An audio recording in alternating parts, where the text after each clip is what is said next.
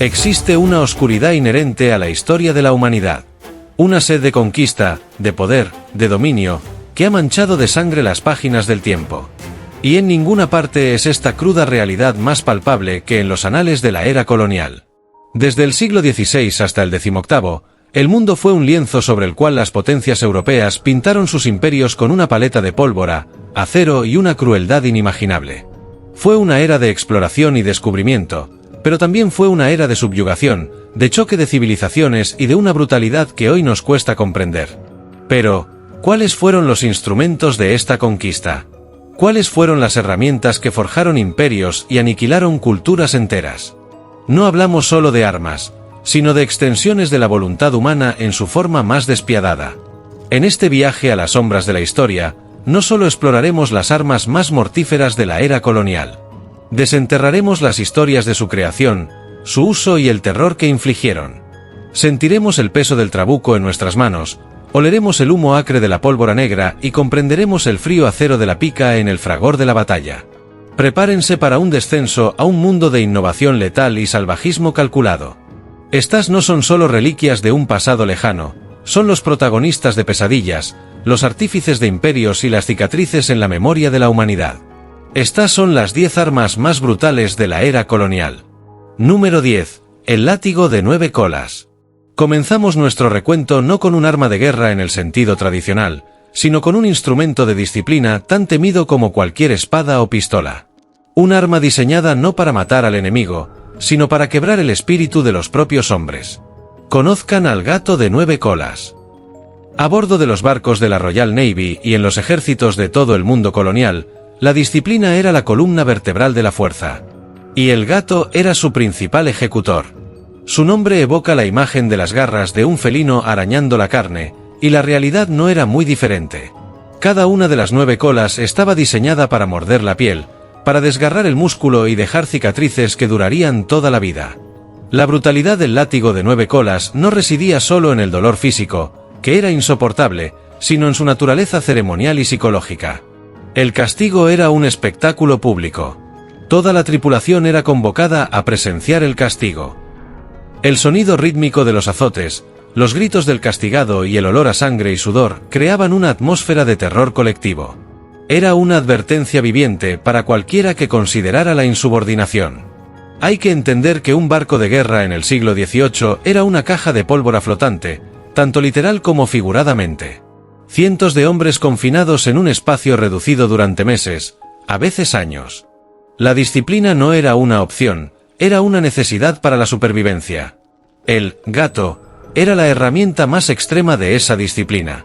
Un hombre podía recibir docenas de latigazos, y a menudo, los cirujanos del barco supervisaban el castigo, no para aliviar el sufrimiento, sino para asegurarse de que el prisionero no muriera antes de que se completara la sentencia. Era una crueldad calculada. Las heridas infligidas por el látigo de 9 colas eran propensas a la infección en las insalubres condiciones de un barco. La gangrena y el tétanos eran a menudo los verdugos finales. Un hombre que sobrevivía a una flagelación severa quedaba marcado de por vida, no solo física sino también mentalmente. Era un recordatorio constante de la delgada línea que separaba el orden del caos en alta mar. Por su capacidad para infligir un dolor atroz y un terror psicológico duradero, el látigo de 9 colas se gana su lugar en nuestra lista como un arma de control brutal y despiadada. Número 9. El Tomahawk. En el Nuevo Mundo, los colonizadores europeos se encontraron con un tipo de guerra para el que no estaban preparados. Una guerra de emboscadas, de sigilo y de una violencia rápida y personal. Y en el corazón de este combate se encontraba un arma tan versátil como letal, el Tomahawk. Originalmente una herramienta de los pueblos algonquinos, el Tomahawk evolucionó rápidamente con la llegada de los europeos. El metal reemplazó a la piedra, creando un arma más ligera, más afilada y más mortal. Pero su brutalidad no residía solo en su filo. El Tomahawk era un arma profundamente personal. Matar con un mosquete a distancia era una cosa, pero sentir el impacto de un Tomahawk en el cráneo de un enemigo era una experiencia visceral y aterradora. La versatilidad del Tomahawk lo hacía increíblemente peligroso. Podía ser usado en combate cuerpo a cuerpo con una eficacia devastadora, capaz de aplastar un casco o atravesar una coraza con la fuerza suficiente. Pero también era un arma arrojadiza formidable. Los guerreros nativos podían lanzar un tomahawk con una precisión asombrosa, convirtiendo un arma de mano en un proyectil mortal que podía incapacitar o matar a un enemigo antes de que pudiera reaccionar. El diseño del tomahawk es engañosamente simple, pero es una obra maestra de la ergonomía letal. El peso de la cabeza está perfectamente equilibrado con la longitud del mango, lo que permite un control increíble tanto en el corte como en el lanzamiento. Además, el impacto psicológico en los soldados coloniales fue inmenso. No temían solo a las balas, temían el silbido de un tomahawk girando en el aire, la repentina aparición de un enemigo de la nada. Era un arma que representaba la naturaleza, salvaje e impredecible de la guerra en el Nuevo Mundo. El tomahawk de pipa es quizás el ejemplo más fascinante de la dualidad de la vida en la frontera. Un lado para la guerra, el otro para la paz. Podía ser usado para sellar un tratado de paz, fumando tabaco ceremonial o para sellar el destino de un enemigo en el campo de batalla. Esta combinación de utilidad, letalidad personal y profundo simbolismo cultural convierte al tomahawk en una de las armas más icónicas y brutales de la era colonial. Número 8. El estoque. En las ciudades y cortes de Europa, la brutalidad a menudo se disfrazaba de elegancia. Los duelos de honor eran un asunto común, y el arma elegida para estos encuentros letales era el estoque, o rapier en inglés. No se dejen engañar por su apariencia delgada y refinada. Esta era una de las armas más mortíferas y científicas de su tiempo. A diferencia de las espadas anchas de la Edad Media, diseñadas para cortar a través de la armadura, el estoque era un arma de la era de la pólvora, donde la armadura pesada era cada vez más obsoleta. Su propósito principal no era cortar, sino apuñalar. La punta afilada como una aguja estaba diseñada para deslizarse entre las costillas, perforar órganos vitales y causar heridas internas masivas. Sin embargo, esta aniquilación de la caballería palidecía en comparación con el horror supremo de la guerra de picas, el enfrentamiento entre dos formaciones de piqueros. Este acto, conocido sobriamente como la pulsión de pica o el empuje de picas, representaba el combate de infantería en su forma más claustrofóbica, impersonal y salvaje. No era una serie de duelos individuales, era el choque de dos monstruos colectivos, una colisión de molinos de carne humanos. Imaginen el momento previo al contacto. Dos bosques de acero avanzando inexorablemente el uno hacia el otro, el suelo temblando bajo el paso rítmico de miles de botas, el aire vibrando con el sonido de los tambores de guerra y los gritos de los oficiales. No había espacio para la maniobra, ni para la esgrima, ni para la habilidad individual. Cuando las primeras filas chocaban, el sonido era un crujido nauseabundo de madera, metal y hueso. Los hombres en la vanguardia no luchaban tanto como eran empujados hacia adelante por la masa de sus propios camaradas. Su función era morir, absorber las puntas de las picas enemigas para que las filas traseras pudieran seguir avanzando. Un historiador describió esta escena como una carnicería pura. Los hombres morían de pie, atrapados tan apretadamente en la prensa de cuerpos que no podían caer. Eran empujados hacia adelante, forzados a presenciar cómo sus compañeros eran atravesados, mientras sentían la presión implacable de las filas traseras en sus espaldas, empujándolos a su propio destino inevitable. El olor a sudor, miedo y sangre llenaba el aire. Los gritos de los heridos y moribundos se ahogaban en el estruendo general del combate. Las picas se rompían, los hombres tropezaban con los cuerpos de los caídos, y la única ley era la presión bruta hacia adelante. Era una muerte industrializada llevada a cabo con herramientas preindustriales, una experiencia tan aterradora que a menudo una de las formaciones se rompía y huía antes de que el choque se prolongara, prefiriendo la posibilidad de ser masacrados en la retirada a la certeza del horror del empuje de picas. Durante más de 2 siglos, desde los campos de batalla de Italia hasta las llanuras de Flandes, la pica fue el ancla de los ejércitos europeos. Fue el arma que permitió a la infantería de hombres comunes y corrientes dominar a la aristocracia montada. Aunque finalmente fue reemplazada por una innovación tecnológica, la bayoneta de cubo, que permitía a un mosquetero ser también su propio piquero, su legado de brutalidad y disciplina perduró. La pica enseñó a los ejércitos la importancia de la formación, la cohesión y la voluntad de cerrar con el enemigo en un abrazo mortal de madera y acero. Fue, sin lugar a dudas, la reina de un reino sangriento, un símbolo del poder aterrador de la unidad en su expresión más letal. Número 6. El mosquete de chispa. Ahora llegamos al arma que, más que ninguna otra, se convirtió en el ícono sonoro y sangriento de la era colonial. No poseía la elegancia letal de un estoque ni la brutalidad concentrada de un trabuco, pero en su omnipresencia y en la escala de la carnicería que desató, se erige como el verdadero monarca de los campos de batalla desde los bosques de América del Norte hasta las llanuras de la India. Nos referimos, por supuesto, al mosquete de chispa. Ya fuera el robusto y fiable Brown Bess del Imperio Británico o el elegante y ligeramente más preciso Charleville de Francia, este fue el caballo de batalla, el instrumento que orquestó la Sinfonía de la Muerte durante casi 2 siglos. Y aunque hoy se le critica con razón por su notoria imprecisión y su exasperante lentitud de recarga, su brutalidad era innegable, una fuerza de la naturaleza canalizada a través de un simple tubo de hierro que se manifestaba a una escala aterradora. Para comprender la verdadera naturaleza del mosquete, primero hay que entender su gran paradoja. Era un arma terrible para acertar a un blanco específico. Un soldado entrenado, bajo condiciones ideales, tendría suerte de acertar a un objetivo del tamaño de un hombre a más de 75 u 80 metros. Su cañón de ánima lisa no impartía ningún giro a la bala, que salía dando tumbos, desviándose de forma impredecible. La recarga era un ritual laborioso y peligroso, un ballet de 12 pasos que dejaba al soldado completamente vulnerable durante casi 20 segundos. Entonces, ¿por qué dominó la guerra? La respuesta no está en su precisión, sino en la pura y salvaje devastación de su proyectil. La brutalidad del mosquete no residía en ninguna sofisticación tecnológica, sino en su agente de la muerte, una bola de plomo blando y pesado de un calibre masivo. El Brown Bess, por ejemplo, disparaba una bola de calibre 75, es decir, de casi 2 centímetros de diámetro. A diferencia de las balas modernas, encamisadas y aerodinámicas, diseñadas para perforar un objetivo de forma limpia, la bola de mosquete era una masa contundente de energía cinética. No estaba diseñada para cortar, sino para aplastar.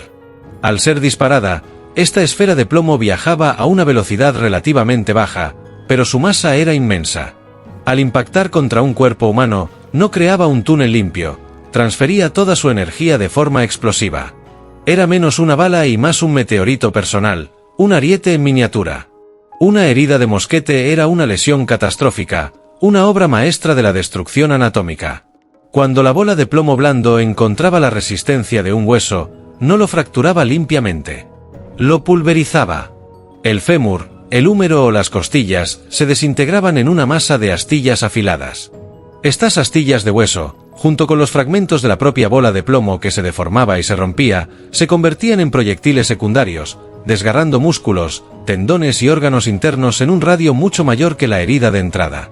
El resultado era una herida enorme, irregular, de bordes destrozados y profunda.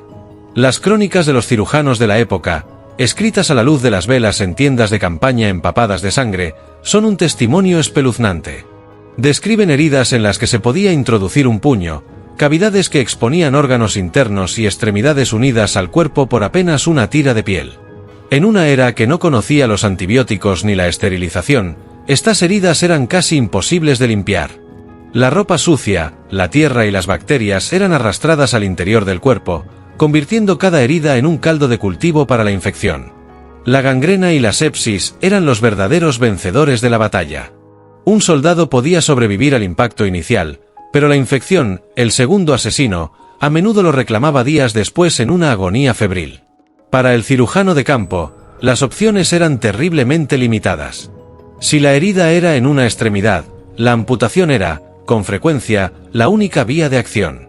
Realizada sin anestesia, con el soldado sujetado por sus compañeros mientras mordía un trozo de cuero para no morderse la lengua, la sierra para huesos hacía su trabajo macabro.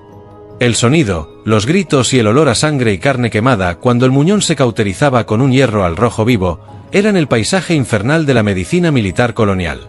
Como bien describió un cirujano anónimo, si una bola de mosquete te alcanzaba en una extremidad, tenía suerte si, solo, perdías el brazo o la pierna.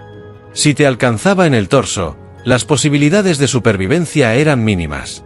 La hemorragia interna y la sepsis eran las causas de muerte más comunes. El campo de batalla después de una andanada de mosquetes debía ser un infierno de gritos y agonía. Pero la verdadera escala de la brutalidad del mosquete se revelaba en la doctrina táctica que generó. Dado que el arma era imprecisa, la única forma de hacerla efectiva era a través del fuego masivo. Los ejércitos se alineaban en formaciones cerradas, hombro con hombro, a menudo con solo 2 o 3 filas de profundidad. A la orden de un oficial, todos los hombres de una fila levantaban sus mosquetes y disparaban al unísono. No se apuntaba a un individuo. Se apuntaba a la masa de hombres enemigos que se encontraba a 50 o 100 metros de distancia. Cientos, a veces miles, de estas bolas de plomo mortales volaban por el aire simultáneamente, creando una pared de metal, una zona de muerte instantánea. El efecto era como el de una guadaña invisible que barría las filas enemigas, abriendo brechas sangrientas en la formación. Era una carnicería calculada, una matanza industrializada en su infancia. Esta forma de guerra era aterradoramente impersonal. El enemigo dejaba de ser un hombre para convertirse en un componente de un objetivo más grande, un bloque de color al otro lado del campo. El mosquete, por tanto, no solo mataba cuerpos, sino que también mataba la individualidad del combate, transformando la batalla en un ejercicio estadístico de desgaste. Por su capacidad para infligir heridas de una devastación incomparable y por la doctrina de la matanza en masa que engendró, el mosquete de chispa se consagra no solo como el arma que definió una era, sino como el brutal arquitecto de la guerra moderna. Número 5. El trabuco. En el gran teatro de la guerra de la era colonial, donde los ejércitos se movían como piezas de ajedrez en un tablero de naciones, el mosquete de chispa era el arma del profesional, del soldado de línea. Era un instrumento de disciplina, disparado en andanadas coordinadas que desgarraban las filas enemigas con una precisión metódica. Pero lejos de los campos de batalla formales, en los callejones oscuros de los puertos, en los solitarios caminos de las diligencias, y sobre todo, en las cubiertas resbaladizas de sangre y agua de mar de los barcos pirata, reinaba un arma de una filosofía completamente diferente. Si el mosquete era la prosa disciplinada de la guerra, el trabuco era su poesía más violenta y anárquica. Este no era el arma del soldado, sino del matón, del guardia desesperado y del bucanero sediento de sangre. Era un arma de corta distancia diseñada con un único y terrible propósito: causar la máxima devastación posible en un solo, atronador disparo. Su característica más icónica y aterradora era, sin duda, su cañón acampanado. Esta boca ancha, casi como un embudo, ha alimentado durante siglos la creencia popular de que el disparo se dispersaba en un cono increíblemente amplio, barriendo todo a su paso como una escopeta moderna de Hollywood. Si bien la dispersión era ciertamente un efecto deseado, la verdad detrás de su diseño es aún más pragmática y reveladora de su uso. El verdadero genio de la boca acampanada era facilitar una carga desesperadamente rápida en el corazón del caos. Imaginen la escena: un abordaje pirata. El barco se inclina violentamente sobre las olas, el aire está lleno de gritos, el choque del acero y el humo acre de la pólvora. En estas condiciones, intentar cargar un mosquete de cañón estrecho, midiendo cuidadosamente la pólvora y luego introduciendo una bola de plomo ajustada, era una sentencia de muerte. El trabuco, sin embargo, era indulgente. Su boca de embudo permitía al combatiente verter rápidamente una carga de pólvora y una variedad de proyectiles sin necesidad de una precisión meticulosa. Lo mismo aplicaba al guardia de una diligencia, galopando a caballo por un camino lleno de baches mientras los bandidos salían de entre los árboles. La facilidad y rapidez de la recarga eran la diferencia entre la vida y la muerte. Pero la verdadera esencia de la brutalidad del trabuco no residía en su forma, sino en lo que vomitaba. Aquí es donde el arma trasciende la mera función y se convierte en un instrumento de sadismo puro.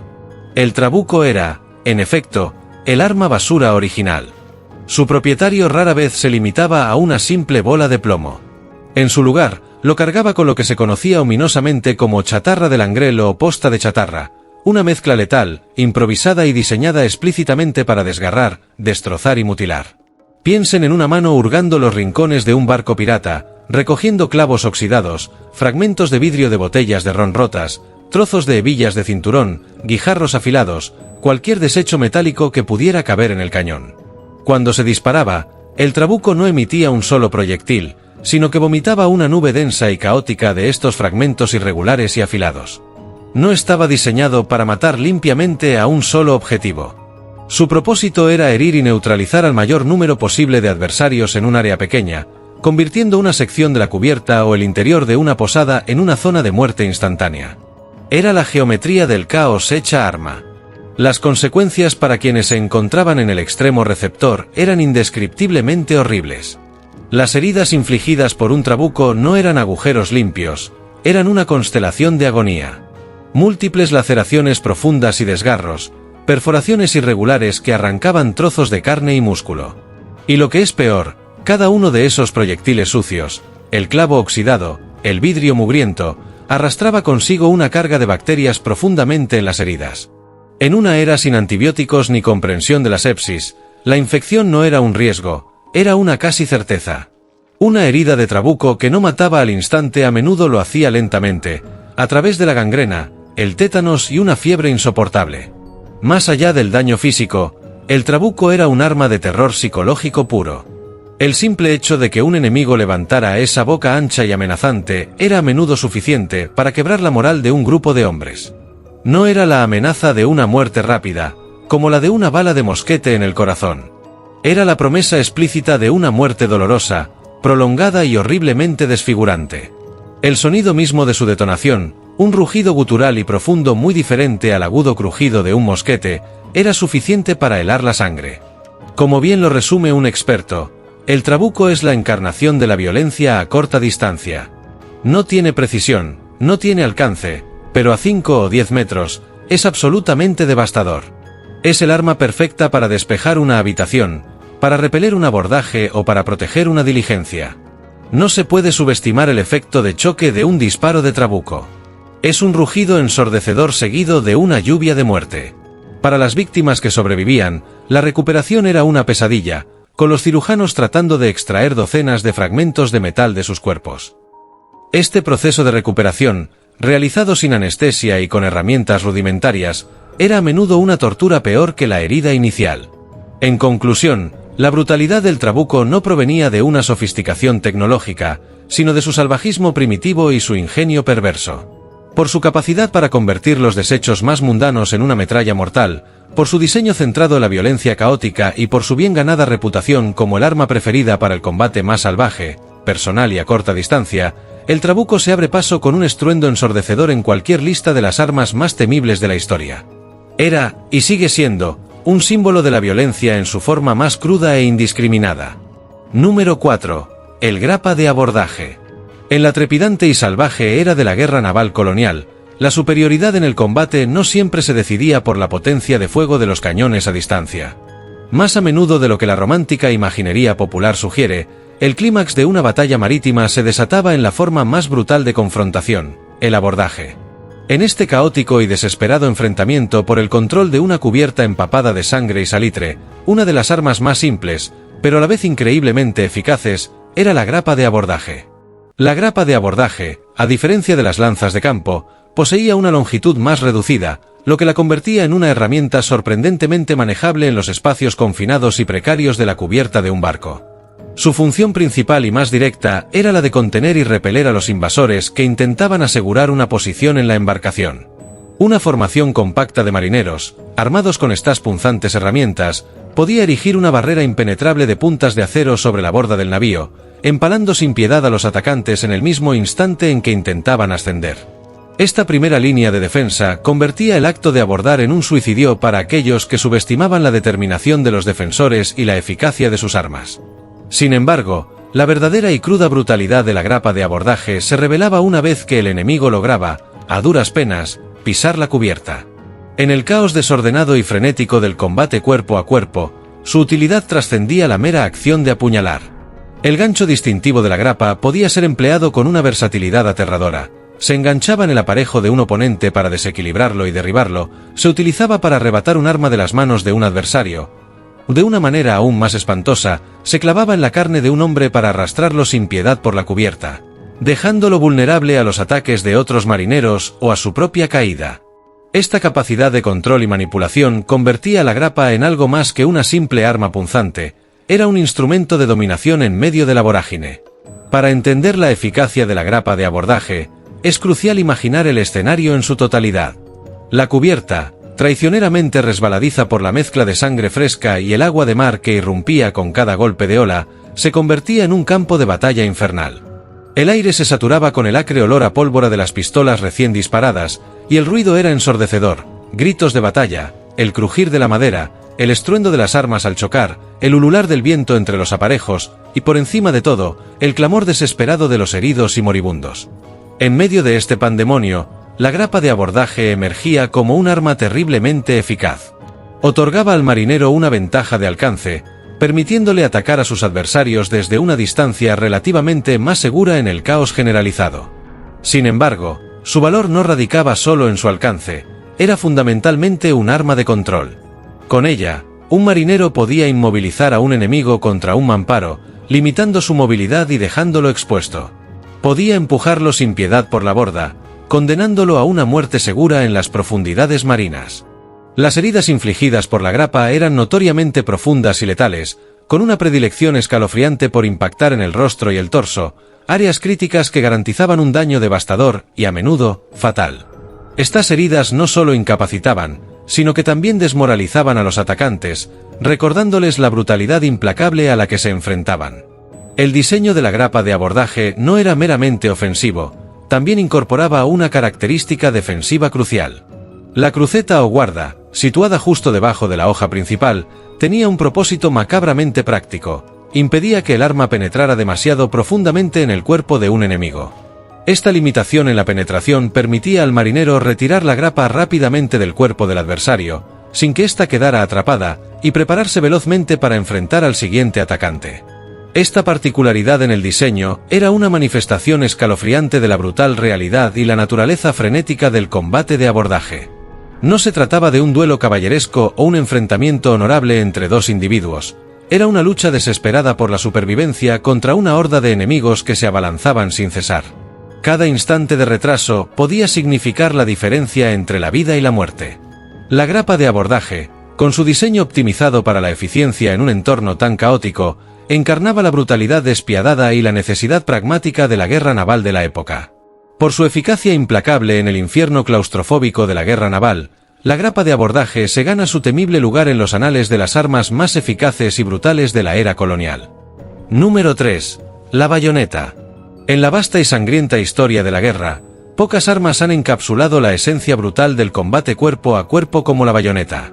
Esta modesta pieza de acero, acoplada al extremo de un mosquete, transformó un arma de fuego en una lanza corta, y a cada soldado en un adversario formidable en la lucha más personal y aterradora que un ser humano podía enfrentar. La simple orden de "calen bayonetas" resonaba en el campo de batalla, no solo como un mandato táctico, sino como un presagio de la carnicería inminente, un grito que helaba la sangre y aceleraba el pulso.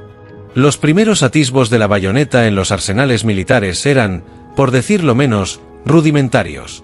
Las bayonetas de tapón, que surgieron en el siglo XVII, se insertaban directamente en el cañón del mosquete. Si bien cumplían la función de convertir el arma en una lanza, su principal desventaja era obvia y paralizante. Una vez colocada, la bayoneta inutilizaba por completo la capacidad de disparo del mosquete. El soldado se veía obligado a elegir entre el fuego y el acero frío, una elección que, en el fragor de la batalla, podía ser fatal. Sin embargo, la innovación no tardaría en llegar y transformaría radicalmente el papel de la bayoneta. La invención de la bayoneta de cubo fue una verdadera revolución en la tecnología militar. Este ingenioso diseño permitía que la bayoneta se acoplara al exterior del cañón, dejando la boca libre para disparar. De repente, el soldado podía disparar su mosquete, y sin la menor dilación, cargar contra el enemigo con la bayoneta ya calada. Esta dualidad letal elevó la bayoneta de un mero accesorio a un componente integral de la táctica de infantería, permitiendo una transición fluida entre el poder de fuego a distancia y la brutalidad del combate cercano. El diseño de la bayoneta también evolucionó con una finalidad espeluznantemente práctica. Las hojas, a menudo de sección triangular o cruciforme, estaban diseñadas no solo para penetrar, sino para infligir heridas devastadoras. La forma de la hoja creaba una herida que, por su naturaleza, era casi imposible de suturar con la rudimentaria medicina de la época. Esto significaba que una herida de bayoneta no solo era dolorosa y debilitante, sino que a menudo era una sentencia de muerte, condenando a la víctima a una lenta y agonizante desaparición por hemorragia o infección. La bayoneta no solo mataba, mutilaba de una manera que inspiraba un terror visceral. Si había un momento en la batalla del siglo XVIII que concentraba todo el terror y la gloria de la guerra, era la carga de bayoneta. Tras el intercambio ensordecedor de andanadas de mosquetes que diezmaban las filas y llenaban el aire de humo y la tierra de cuerpos, la contienda a menudo se decidía en un choque brutal de acero y carne. Era el momento de la verdad, una prueba suprema de valor, disciplina y resistencia. La visión de una línea de hombres avanzando a paso firme, y luego a la carrera, con el sol destellando ominosamente en las puntas de sus bayonetas y un grito primario brotando de miles de gargantas, era una de las experiencias más aterradoras que un soldado podía enfrentar. El impacto psicológico era a menudo tan decisivo como el físico. Las tropas menos disciplinadas, o aquellas cuyo espíritu había sido quebrantado por el fuego de artillería o el intercambio de mosquetes, a menudo se rompían y huían en desbandada antes de que el contacto siquiera ocurriera. La mera amenaza de la bayoneta era, en sí misma, un arma potente. La doctrina del acero frío era un pilar fundamental en los ejércitos de la época. No era simplemente una técnica de combate, era una filosofía, una parte esencial del adoctrinamiento militar. Los hombres eran entrenados rigurosamente para superar su miedo instintivo al combate cuerpo a cuerpo, a silenciar la voz de la autoconservación y a confiar plenamente en la bayoneta como su extensión mortal. Se les inculcaba la idea de que la ferocidad y la determinación en el asalto con bayoneta eran la clave de la victoria. La lucha con bayoneta no era la esgrima elegante y coreografiada que se podría imaginar. No había espacio para florituras ni movimientos calculados. Era un asalto brutal y violento, un empuje implacable y repetitivo. El objetivo no era herir, sino incapacitar o matar de la manera más rápida y eficiente posible. Los puntos de ataque preferidos eran el estómago y la cara, lugares donde una herida de bayoneta era casi segura para incapacitar, y muy probablemente, fatal. Las crónicas de la época, a menudo escritas por los propios participantes o testigos, pintan un cuadro vívido y espeluznante de esta fase del combate. Hablan de hombres empalados, de gritos de agonía que se mezclaban con el estruendo de los disparos y el choque del acero. Describen una carnicería que dejaba el campo de batalla cubierto de cuerpos horriblemente mutilados, testigos silenciosos de la violencia más personal y primitiva. Los campos de batalla, tras una carga de bayoneta exitosa, eran escenas dantescas, un testimonio de la eficacia aterradora de esta arma. La bayoneta, en su esencia, representaba la voluntad inquebrantable de un ejército de cerrar la distancia con el enemigo y aniquilarlo. A diferencia del mosquete, que ofrecía la distancia relativa del disparo, o el trabuco, con su dispersión de metralla, la bayoneta no ofrecía escapatoria. Era un compromiso total con la violencia, una declaración inequívoca de que no habría cuartel, de que la lucha se libraría hasta el último aliento.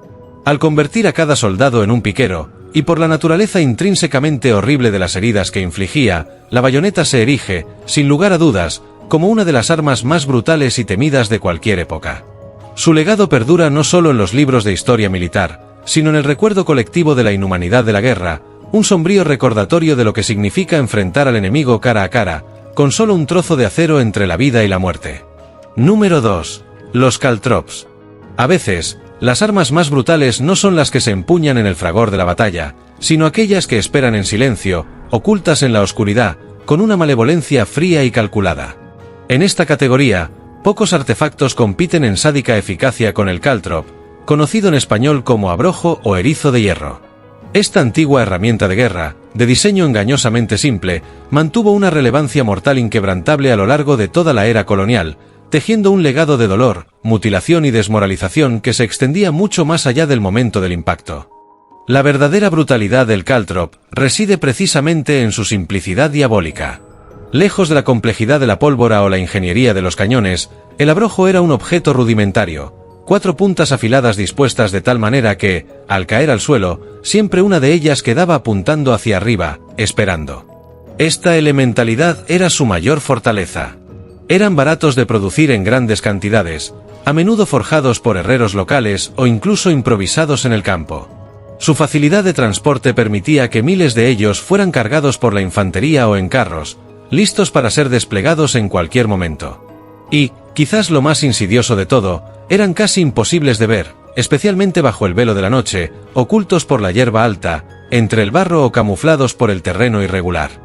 Su método de despliegue era igualmente sencillo pero devastador. Se esparcían en vastas cantidades en los campos de batalla antes de un asalto, en los vados de los ríos donde el enemigo forzosamente debía cruzar, en las brechas de las murallas durante los asedios, o en cualquier punto estratégico donde se anticipara el avance de las tropas adversarias. No buscaban matar instantáneamente, sino herir, lisiar y obstaculizar, convirtiendo el propio terreno en un aliado letal. Para la infantería, pisar un caltrop era sinónimo de una lesión incapacitante que podía cambiar el curso de una vida. La punta de hierro, afilada y resistente, tenía la capacidad de atravesar con alarmante facilidad la suela de una bota de cuero, perforando el pie del soldado y causando un dolor insoportable que se extendía por toda la extremidad. Pero el dolor inicial era solo el comienzo del calvario. En una época sin antibióticos ni condiciones sanitarias adecuadas en el campo de batalla, la herida abierta por el caltrop se infectaba rápidamente. Esta infección, a menudo, evolucionaba hacia la gangrena, una necrosis del tejido que, para evitar la propagación, terminaba en la dolorosa y traumática solución de la amputación. Así, un simple objeto de hierro podía no solo sacar a un soldado de combate, sino dejarlo permanentemente mutilado, convirtiéndolo en una carga para sus compañeros y para la sociedad. Sin embargo, el efecto más devastador del caltrop se manifestaba contra la caballería, la fuerza de choque por excelencia en la guerra premoderna y colonial. Un caballo que, en medio de una carga atronadora, pisaba un abrojo, quedaba instantáneamente cojo. El dolor agudo y la herida en el casco o la pata del animal eran suficientes para romper el impulso de una carga imparable. Un solo caballo que caía o se encabritaba a causa de un caltrop podía sembrar el caos en las filas enemigas. Los jinetes que venían detrás se veían obligados a desviarse, tropezaban con sus propios camaradas o caían de sus monturas, convirtiendo una formación disciplinada en una melee desorganizada. De esta manera, el caltrop era capaz de anular la ventaja de la caballería, una de las armas más potentes y costosas de la época. El caltrop era, ante todo, un arma de negación de área y un arma psicológica. Su presencia, conocida o sospechada, obligaba al enemigo a avanzar lentamente, con una cautela exasperante, revisando cada paso, lo que daba a los defensores un tiempo precioso para preparar sus defensas, cargar sus mosquetes o disparar sus cañones. La mera posibilidad de pisar un abrojo sembraba el miedo y la incertidumbre en las mentes de los soldados, socavando su moral antes incluso de entablar combate directo. Además de la incapacidad física, el caltrop generaba un efecto multiplicador negativo para el enemigo. Un solo soldado herido por un caltrop a menudo requería que otros 2 o 3 lo ayudaran, lo que reducía aún más la fuerza de combate del enemigo. Esta dinámica era crucial en batallas donde cada hombre contaba. Un ataque masivo podía verse fragmentado y debilitado por la necesidad de atender a los heridos, desviando recursos y atención del frente de batalla. Eran particularmente efectivos en la guerra de asedio. Se lanzaban sobre las murallas para herir a los defensores, dificultando su capacidad para repeler un asalto o simplemente desgastando su resistencia. De forma similar, se esparcían estratégicamente en las brechas abiertas en los muros por la artillería, deteniendo un asalto y convirtiendo cada intento de avance en un calvario de dolor y sangre. Era una forma de guerra pasiva pero increíblemente cruel, donde el daño se infligía sin la confrontación directa, solo por la mera presencia de estas trampas silenciosas. En esencia, los caltrops eran un multiplicador de fuerza insidioso. No ganaban batallas por sí solos, no decidían el destino de un imperio en un golpe magistral. Pero su verdadero poder residía en su capacidad para crear las condiciones para la victoria al herir, mutilar y desmoralizar al enemigo antes de que la verdadera lucha comenzara. Representaban una forma de guerra fría y calculada, donde el paisaje mismo se convertía en un arma, donde cada paso podía ser el último antes de una dolorosa incapacidad. Por su capacidad para infligir heridas dolorosas e incapacitantes de forma sigilosa y persistente, por su diseño engañosamente simple y su efecto devastador sobre la moral y la movilidad del enemigo, los caltrops son, sin duda, uno de los contendientes más sádicos en la larga y brutal historia de las armas de guerra. Su legado de sufrimiento silencioso perdura como un recordatorio de que la crueldad no siempre grita, a veces, simplemente espera. Número 1. La metralla. Y así llegamos al número 1. El arma más brutal de la era colonial. No es un arma de mano, ni una lanza, ni una trampa. Es la respuesta de la artillería al trabuco, elevada a una escala industrial y aterradora. Damas y caballeros, les presento a la metralla, o grapesot. La munición estándar de un cañón era una bola de hierro maciza, diseñada para destruir las murallas de una fortaleza o el casco de un barco. Pero cuando el objetivo era la infantería o la tripulación de un barco enemigo, se desataba el infierno. La metralla convertía un cañón en una escopeta gigante. Imaginen el efecto. Una nube de proyectiles de hierro sólido, cada uno con la energía para atravesar un cuerpo humano, barriendo la cubierta de un barco o las filas de infantería. No había escapatoria. No había donde esconderse. Podía cegar a docenas de hombres en un instante. Los mástiles se astillaban, los aparejos se cortaban y los cuerpos humanos eran simplemente destrozados. Las heridas infligidas por la metralla eran las peores imaginables. Eran una combinación de las heridas masivas de una bola de cañón y las múltiples perforaciones de un trabuco, pero a una escala y con una energía mucho mayores. Los hombres eran desmembrados, decapitados, destrozados más allá de todo reconocimiento. Los cirujanos que presenciaban las secuelas de un disparo de metralla a corta distancia a menudo no tenían a quien salvar, solo cuerpos que recoger. No hay nada que se compare con el grapesot en términos de brutalidad antipersonal en la era colonial. Era el arma definitiva para despejar cubiertas y romper cargas de infantería. Era terror puro en forma de hierro. Las tripulaciones de los barcos le temían más que a cualquier otra cosa.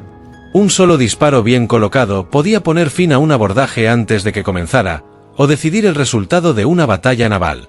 Es el epítome de la violencia indiscriminada de la época, un arma que no distingue entre sus víctimas y que solo deja carnicería a su paso. Por su capacidad para infligir una destrucción masiva e indiscriminada, por transformar un cañón en el arma antipersonal definitiva y por la carnicería absoluta que desataba en el campo de batalla, la metralla se corona como el arma más brutal de la era colonial. El látigo de 9 colas, el tomahawk, el estoque, la pica, el mosquete, el trabuco, la grapa de abordaje, la bayoneta, los caltrops, la metralla. Estas son solo 10 de las innumerables herramientas de violencia que definieron una era. Cada una de ellas cuenta una historia de ingenio retorcido, de crueldad calculada y del inmenso sufrimiento humano que se infligió en nombre de la gloria, la riqueza y el imperio. Estudiar estas armas no es glorificar la violencia, sino comprender la oscuridad de la que somos capaces. Es un recordatorio de que el progreso y la civilización a menudo se han construido sobre una base de brutalidad. Al mirar hacia atrás, a las sombras de la historia, no solo vemos el acero y la pólvora, sino que también vemos las decisiones, las ideologías y la deshumanización que permitieron que estas armas se usaran con un efecto tan devastador. Y en esa comprensión, quizás, encontremos la sabiduría para evitar que tales herramientas de pesadilla vuelvan a dominar nuestro futuro. La historia, después de todo, es una advertencia. Y estas armas son sus ecos más brutales.